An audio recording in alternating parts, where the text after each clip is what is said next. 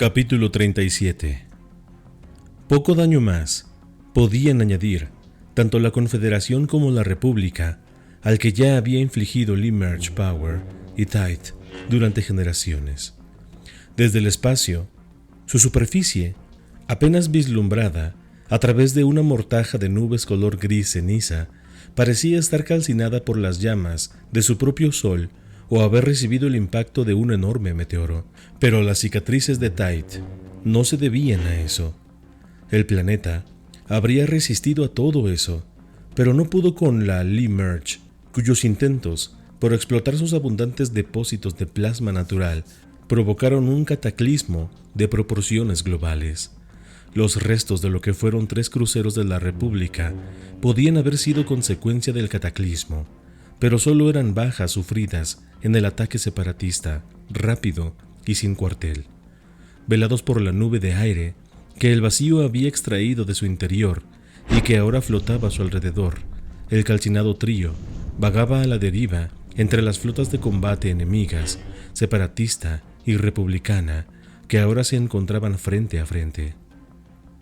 «Me gustaría pagar a Dooku y a Grievous en especies», masculló Anakin por la red táctica de comunicaciones, mientras el Escuadrón Rojo se dejaba caer del vientre de la integridad para descender hacia Tide.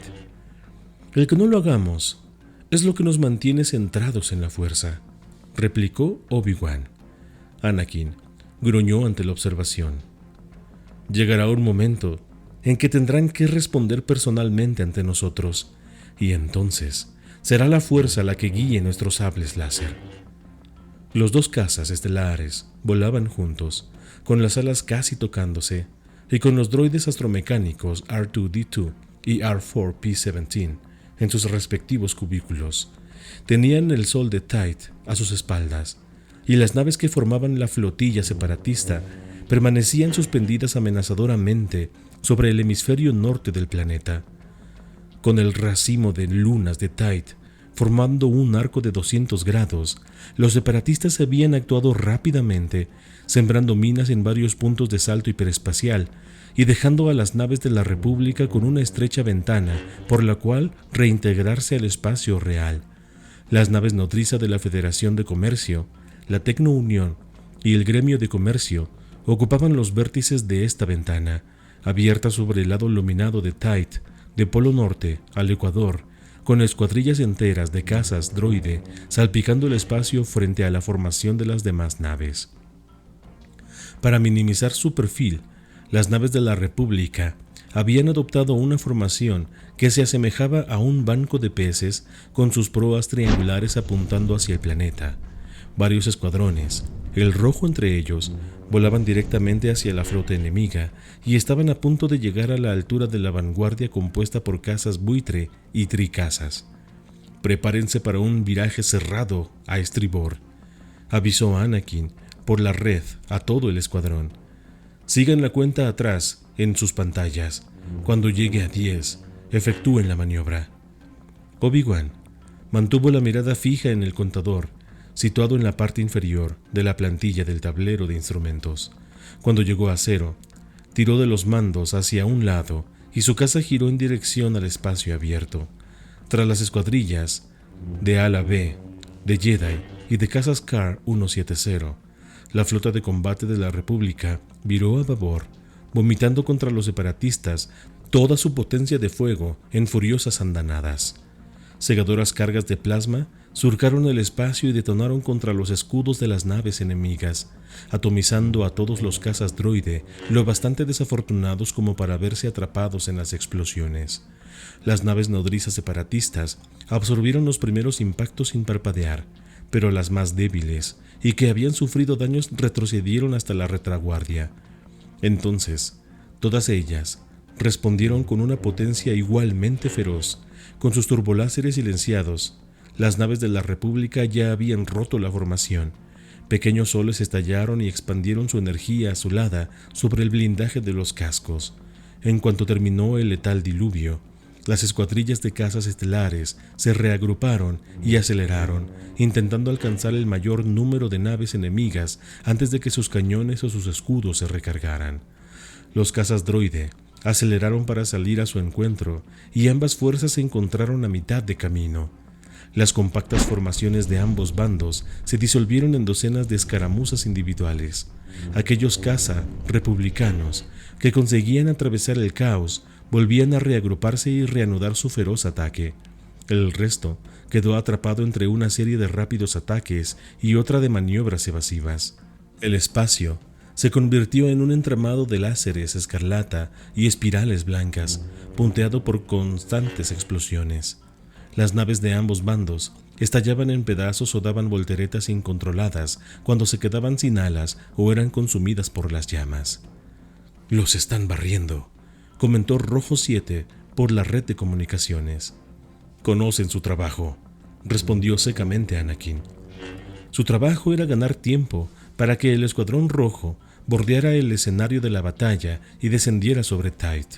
Una transmisión de los supervivientes del ataque separatista a la pequeña base de la República había confirmado la presencia de Dooku en la superficie, pero ante la posibilidad de que Tyth solo fuera una calculada maniobra de diversión, el Estado Mayor Naval de Palpatine acordó enviar un solo destacamento de combate de la flota del borde exterior.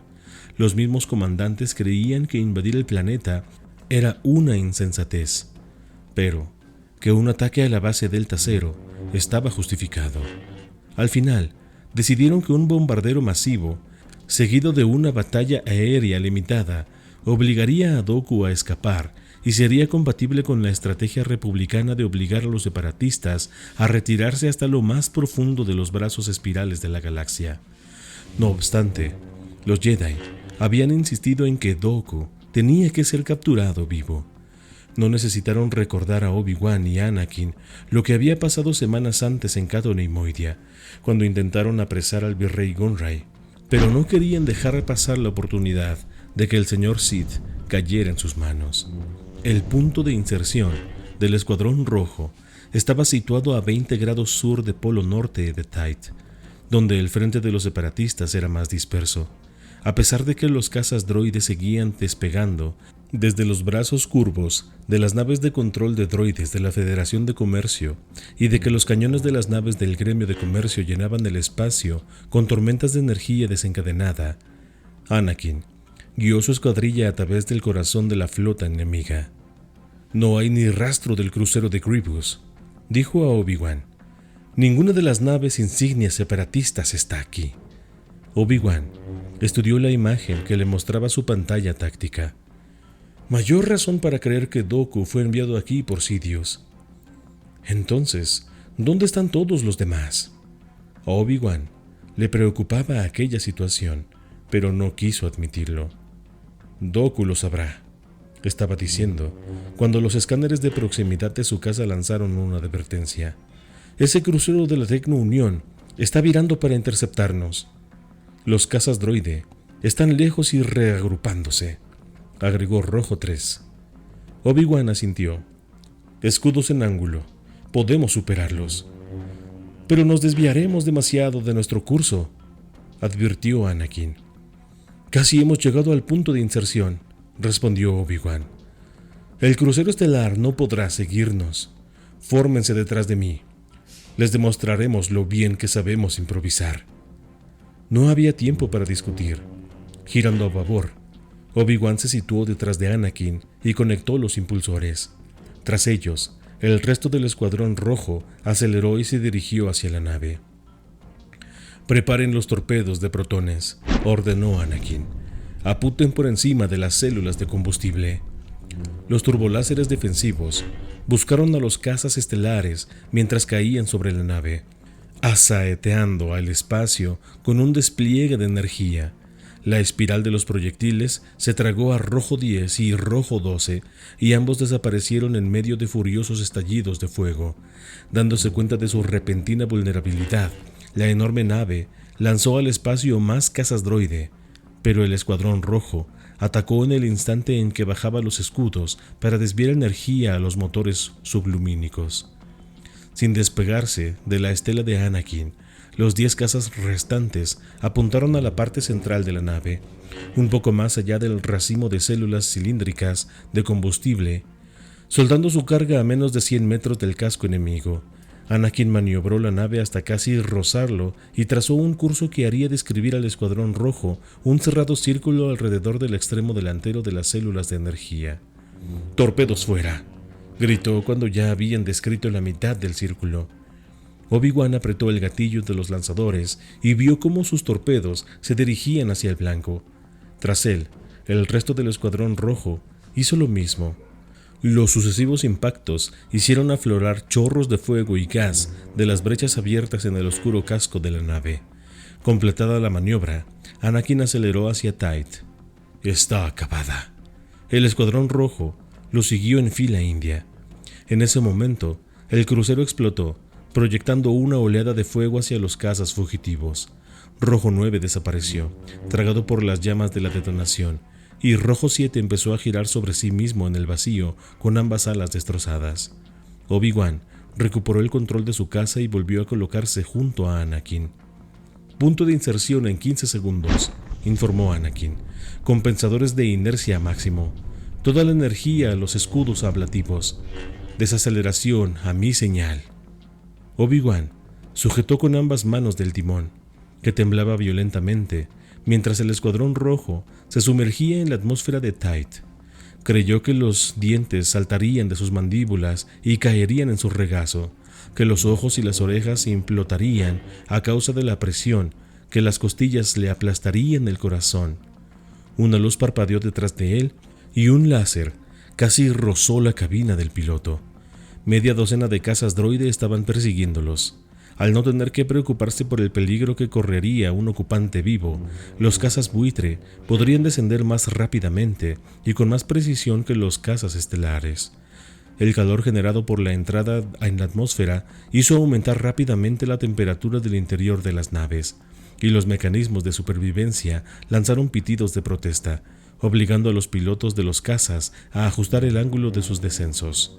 Pero para algunos de los droides ya era demasiado tarde.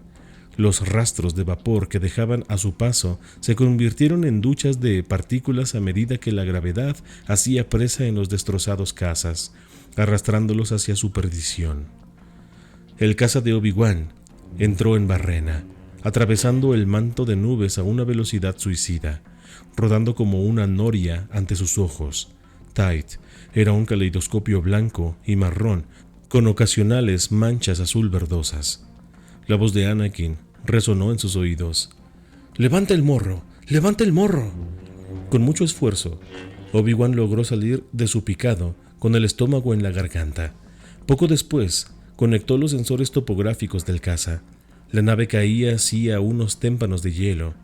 Muy abajo, pudo ver varias penínsulas formadas por islas rocosas, las enormes olas de un muerto océano gris y la llanura desnuda de un continente, una tierra yerma, surcada por sinuosos y secos cauces de lo que fueron antes ríos y por colinas amarronadas cubiertas de tocones de árboles talados. Un mundo devastado. «Recuento», dijo una voz por el auricular de su casco. Respondieron 5 voces. Habían perdido a Rojo 8 y a Rojo 11. «Programando coordenadas de objetivo», dijo Anakin. El Escuadrón Rojo voló sobre los contornos de una tierra cuya vegetación había sido tan frondosa como la que rodeaba a Tyth en Naboo. Ahora solo era un desierto, exceptuando algún punto en el que especies exóticas de vegetación crecían en lagos de agua castaño rojiza con sus dentadas costas teñidas de amarillo y negro. Al igual que había ocurrido en Naboo, en Tyth se extrajo plasma en cantidad suficiente como para proceder a su exportación, pero la codicia había impulsado a Limerge Power a experimentar con métodos peligrosos en el almacenamiento de gas ionizado a temperatura adecuada. Una reacción en cadena provocada por combustibles nucleares destrozó instalaciones de todo el hemisferio norte de Tyth y dejó al planeta inhabitable durante una generación. «El objetivo se encuentra a 10 kilómetros al oeste», informó Anakin. «No tardaremos en tener noticias de la artillería». Los 6 cazas surgieron del borde de una meseta y se dejaron caer hacia un ancho valle, incómodamente parecido a los de Geonosis, lleno de anclajes para naves estelares y cubierto de máquinas de guerra.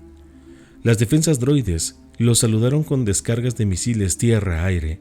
Turboláseres de las naves de desembarco de la Federación de Comercio surcaron el aire grisáceo amarillento.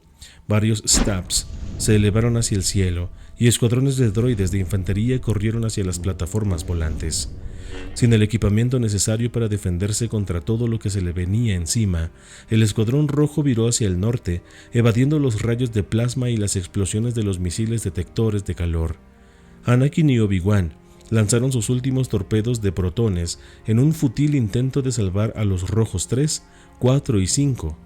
Sus cañones láser derribaron 2 deslizadores enemigos e incontables droides de combate, haciéndoles rodar sobre el contaminado terreno. R4P-17 aulló mientras Obi-Wan dirigía el caza entre explosiones y nubes de ondulante humo sobrecalentado. Rojo 6 desapareció. Cuando dejaron atrás lo peor del ataque, Anakin acercó su nave a la de Obi-Wan. Solo quedaban ellos dos. Punto 3, dijo Anakin, en la plataforma de desembarco. Obi-Wan desvió la mirada hacia el costado derecho de su cabina y más allá vio lo que en tiempos fuera una enorme instalación generadora de plasma. Los agrietados domos de contención y las estructuras adyacentes sin techo dejaban al descubierto conductos de ventilación, activadores destrozados y pasarelas caídas. En el centro del complejo se erguía un cuadrado de ferrocemento corroído, sobre el que podía verse una nave enemiga de diseño inconfundible, con una cola geonosiana en forma de abanico. El balandro de Dooku. Apenas había pronunciado Obi-Wan aquellas palabras cuando un batallón de cazas droide surgió de la instalación y se situó sobre la plataforma de desembarco. Los láseres de sus rifles asaetearon a la pareja de cazas estelares. «Creo que no podremos entrar por la puerta principal», bromeó Obi-Wan. «Hay otra manera», aseguró Anakin mientras tomaban altura. «Lo haremos por el domo norte». Obi-Wan miró por encima de su hombro izquierdo, hacia el hemisferio parcialmente derruido. Hacía mucho tiempo que había desaparecido la cubierta que tapaba la estructura de contención, y el agujero resultante era lo bastante grande como para permitir el paso de un caza estelar. No obstante, Obi-Wan tenía una duda. «¿Qué me dices? ¿De la radiación residual del interior del domo?» «¿La radiación? ¿Te preocupas por la radiación?», rió Anakin. «Seguramente la maniobra nos matará». La voz del mal acoge a su nuevo aprendiz Sith, Darth Ishvat. El lado oscuro te llama. Agradecemos a nuestros acólitos, Darth Weng y Eri Kushiha, cuya oscuridad crece con nosotros. ¿Deseas sumirte en las sombras? Un like, un comentario, una suscripción son pasos hacia la oscuridad. Únete a nosotros y descubre el verdadero significado del poder. La paz es una mentira.